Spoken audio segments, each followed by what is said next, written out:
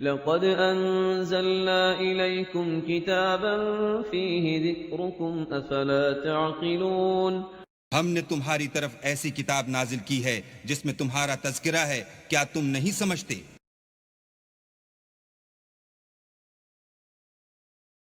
أعوذ بالله من الشيطان الرجيم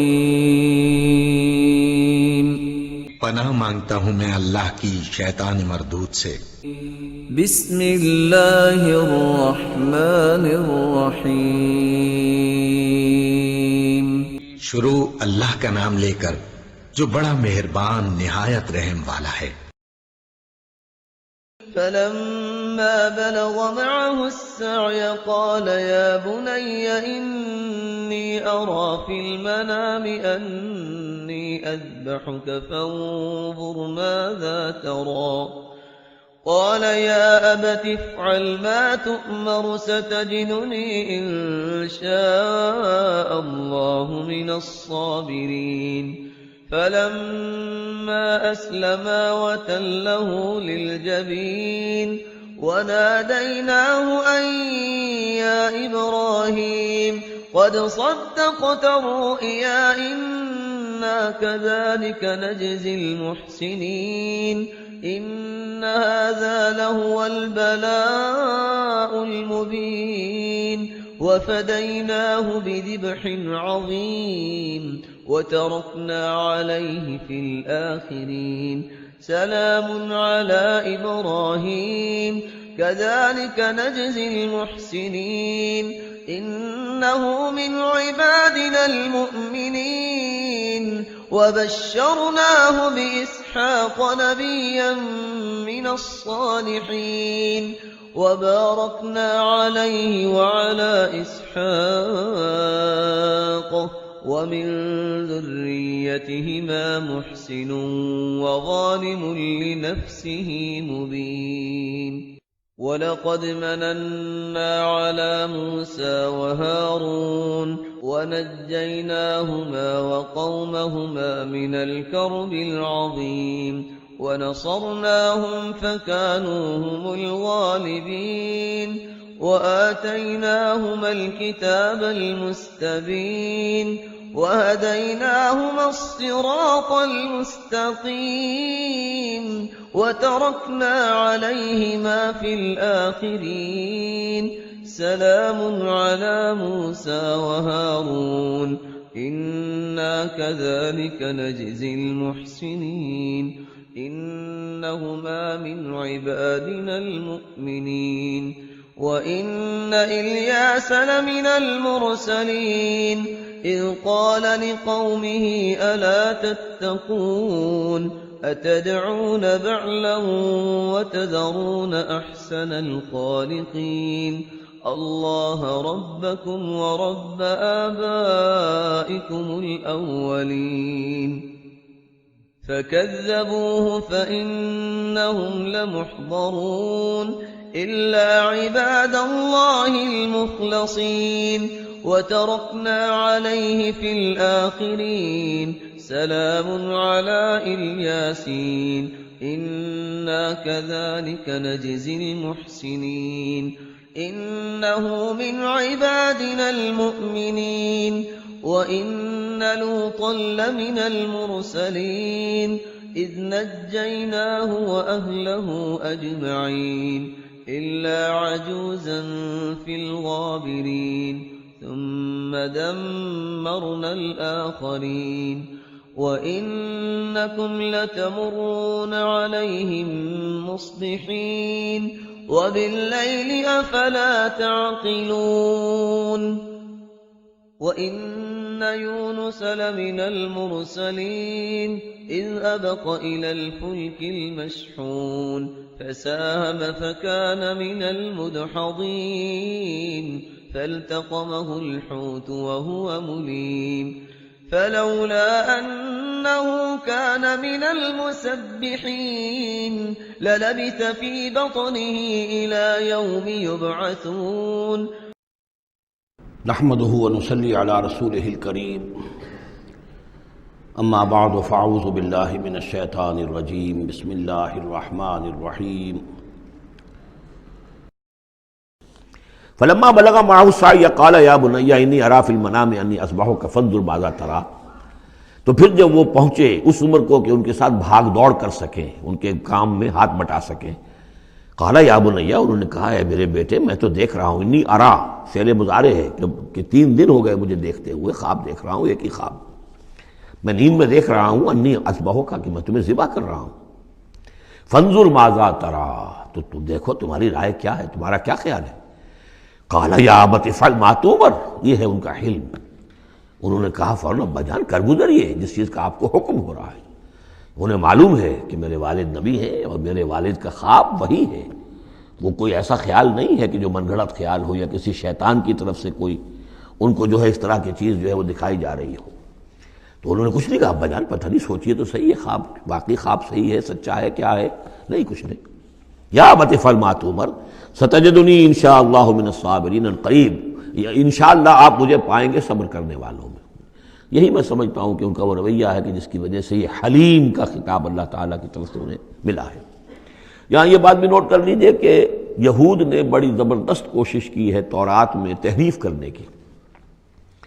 کہ ذبیح اللہ حضرت اسماعیل کے بجائے حضرت اسحاق کو قرار دیا جائے۔ جگہوں کے نام بدل دیے ہیں،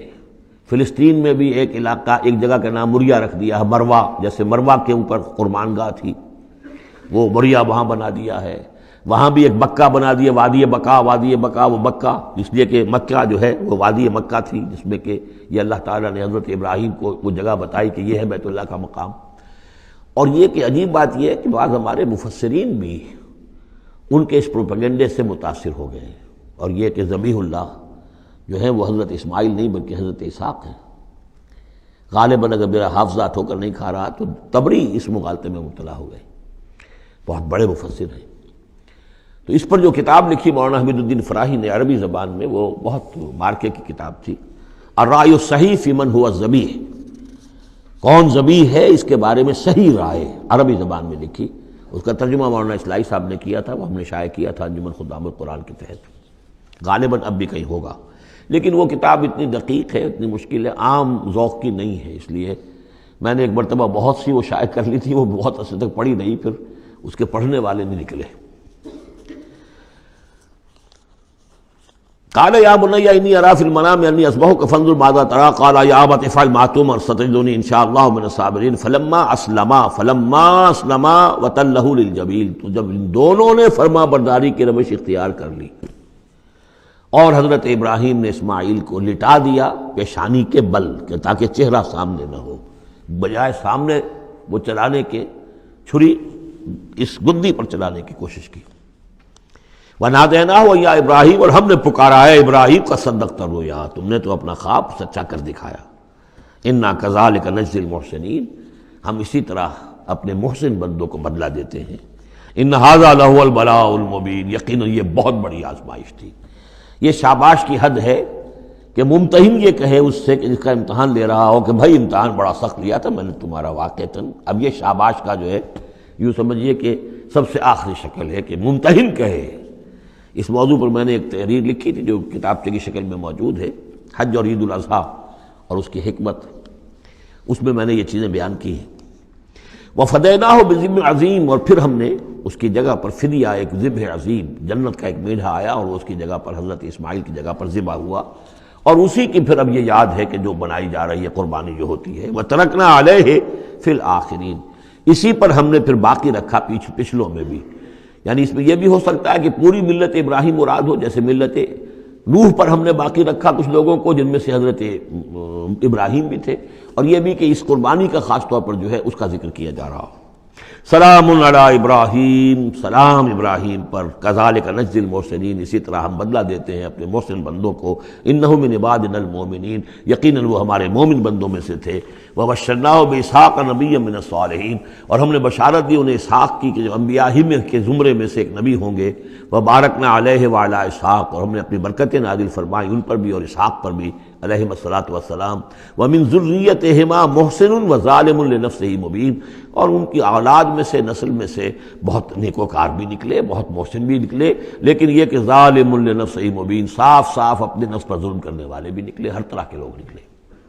وَلَقَدْ مَنَنَّا عَلَىٰ مُوسَىٰ وَهَارُونَ، یہ قصص النبیین کے انداز کی صورت ہے جو میں یہ اصطلاحات سے آپ کو واقف کرا چکا ہوں۔ وَلَقَدْ مَنَنَّا عَلَىٰ مُوسَىٰ وَهَارُونَ، اور اسی طرح ہم نے موسیٰ اور ہارون پر بھی احسان فرمایا، وَنَجَّيْنَاهُمَا وَقَوْمَهُمَا مِنَ الْكَرْبِ الْعَظِيمِ، اور ہم نے انہیں دونوں کو اور ان کی قوم کو کرب عظیم، اس بڑی کرب سے اور بڑے غم اور اردوہ سے نجات دلائی، نجات دی۔ وَنَصَرْنَاهُمْ فَكَانُوا هُمُ الْغَالِبِينَ، اور ہم نے ان کی مدد کی، پھر وہی غالب ہوئے، یعنی ان کے سامنے ان کا دشمن جو ہے غرق ہوا۔ وَآتَيْنَاهُمُ الْكِتَابَ الْمُسْتَبِينَ، اور ہم نے ان دونوں کو وہ کتاب دی، یعنی تورات کے جو بہت ہی واضح ہے، ہر چیز کو واضح کرنے والی۔ وَهَدَيْنَاهُمَ الصِّرَاطَ الْمُسْتَقِيمَ، اور ہم نے دونوں کو راستہ دکھایا، سیدھا راستہ، صراط مستقیم کی ہدایت دی۔ وَتَرَكْنَا عَلَيْهِمَا فِي الْآخِرِينَ، اور اسی پر ہم نے باقی رکھا انہی کی ملت پر پچھلوں میں بھی۔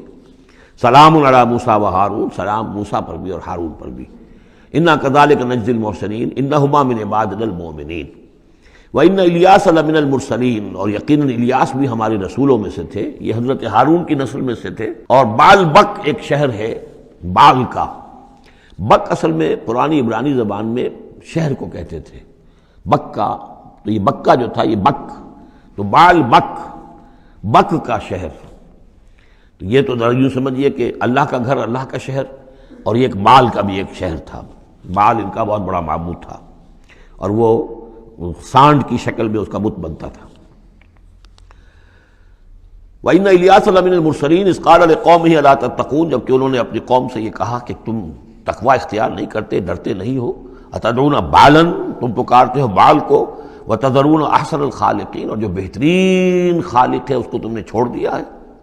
اللہ ربکم، جو اللہ ہے تمہارا رب ہے، ورب آبائکم الاولین، اور تمہارے جو پچھلے آباء و اجداد تھے ان سب کا رب ہے۔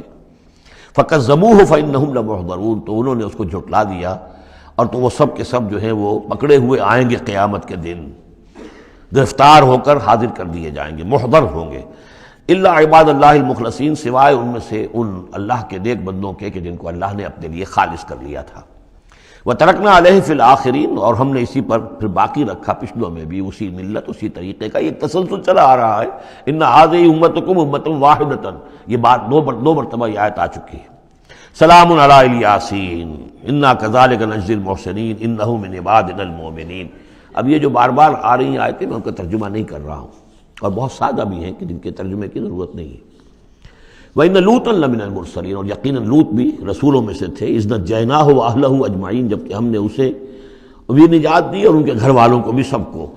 اصل میں اس کے سب کی تفصیل قرآن مجید سے تو ایسے معلوم ہوتا ہے کہ خاصا بڑا خاندان ہوگا، خاصا بڑا گھرانہ ہوگا، جن میں سے صرف ایک جو ہے عورت، ان کی بیوی جو تھی وہ رہ گئی پیچھے۔ تورات سے یہ معلوم ہوتا ہے کہ ان کی صرف 2 بیٹیاں تھیں اور کوئی خاندان نہیں تھا، بس یہ وہ اپنی 2 بیٹیوں کو لے کر نکلے ہیں، واللہ عالم۔ قرآن کے بیان سے اندازہ جو ہوتا اہل، تو معلوم ہوتا کہ خاندان جو ہے وہ کسی سائزیبل ہوگا، واللہ عالم۔ الا عجوزا فی الغابرین، سوائے ایک بڑھیا کے جو پیچھے رہنے والوں میں تھی۔ ثم دمرنا الاخرین، پھر ہم نے جڑ سے اکھاڑ کر پٹک دیا پچھلوں کو، باقیوں کو۔ وَإِنَّكُمْ لَتَمُرُّونَ عَلَيْهِمْ مُصْبِحِينَ، اور تم گزرتے ہی ہو صبح کے وقت ان پر سے، یعنی جہاں ان کے کھنڈرات تھے، جس کے بارے میں ابھی حال ہی میں خبر آئی ہے کہ کچھ برٹش جو ہیں آرکیالوجی وغیرہ سے جن کو دلچسپی ہے اور جو اس کے ماہر ہیں، تحقیق کی ہے کہ وہ ڈیڈ سی کے پانی کی سطح کے نیچے اب آثار تلاش کیے جا چکے ہیں اس سدوم اور عمورہ کے،